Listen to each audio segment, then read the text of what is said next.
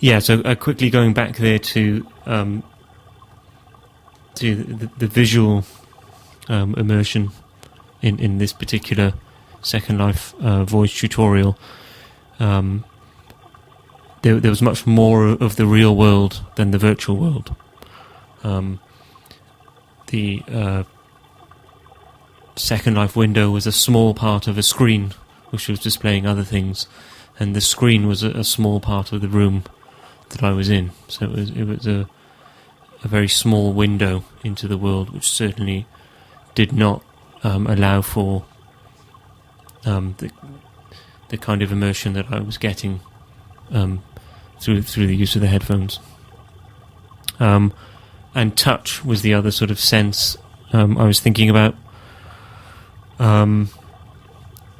And we get that perhaps in Second Life with using the mouse and using the keys. And perhaps what's interesting in this, although I'm not quite sure what it is yet, is control of the avatar. So we use the mouse and we use the arrow keys on the keyboard to control the avatar, and also to control the camera around this third-person representation of ourselves, and that is perhaps something which links us to that world, and it immerses us in what that avatar is doing, and what we can see that avatar is doing through the use of the camera.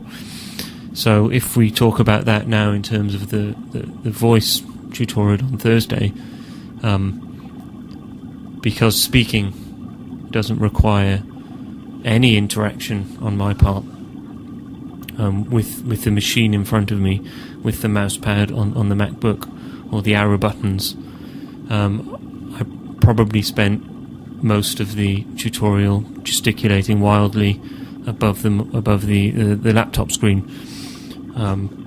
I guess this is a way that I wasn't immersed in a way of touch, and really I wasn't part of my avatar. That's perhaps one way of explaining the rift between voice communication and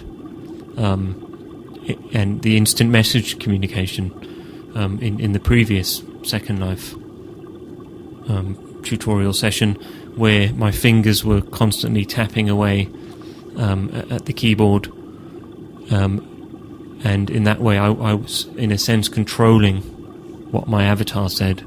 I was typing for Toto, whereas without controlling, without my fingers on the machine at all, it certainly felt as if Toto just happened to be somebody sitting on a log, and my communication with everyone else was separate. It was to them rather than Toto to their avatars.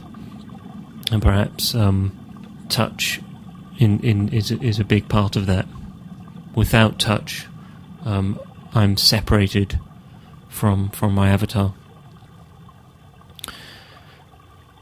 And number 5 and 6, I thought were very interesting, because they seem to be, certainly in the initial brief descriptions, seem to be different from the presences 1, 2, 3 and 4, in that they were not about a presence that we might feel through the use of technology, but they seem to be about how we might perceive something else being present. So number 5, presence as social actor within medium. So this seemed to be, to me, our ability to perceive perhaps a recorded or some kind of presence, whether it was, I think the example was, it was a TV presenter or something. Our ability to imagine that they were communicating directly with us, and that we could communicate with them.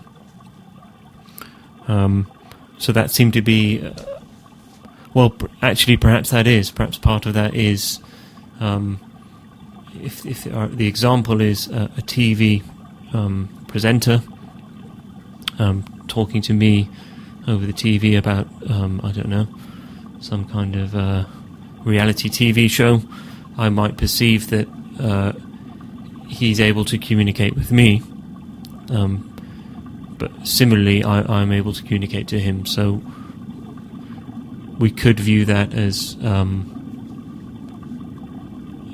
kind of placing my presence within his virtual world, or I suppose it could be his presence within mine.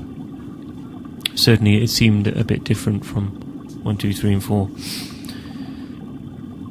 It seemed to be number 5 seemed to be the false, for me, the false presence of another.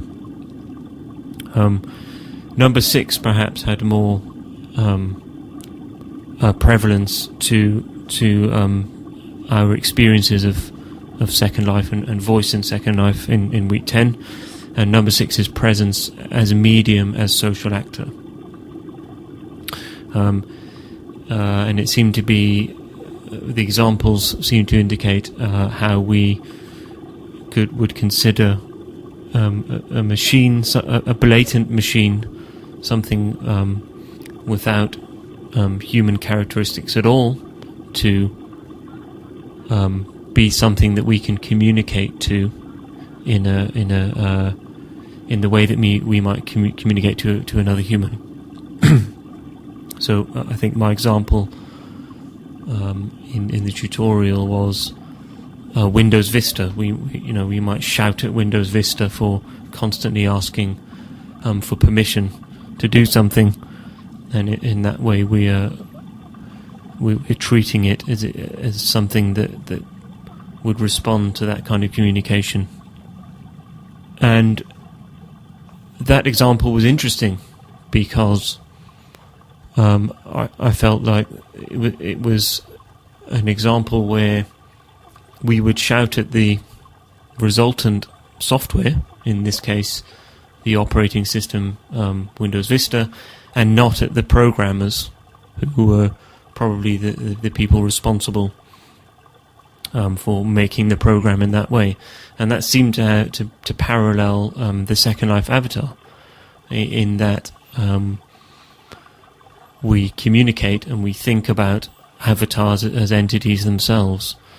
So the software and the programmer behind the software seem to emulate the avatar and the real person controlling that avatar.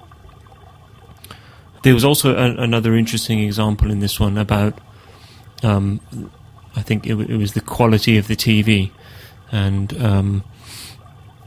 an experiment was done where a news item was played on various different television sets, and audiences perceived the news to be of more worth, the same news program to be of more worth when viewed through a better quality television set.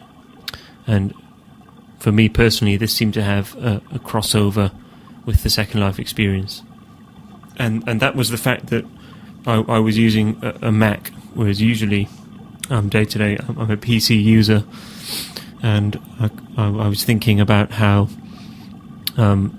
my experience of Second Life might be better when using a Mac. Would I perceive our tutorial to be of more worth, the things I learn to be more valuable to my learning in Introduction to Digital Environments for Learning, or whatever it might be, because of the machine I was using and the kind of quality that the Macintosh exudes more than perhaps a PC. So that was perhaps an interesting final thought on number 6.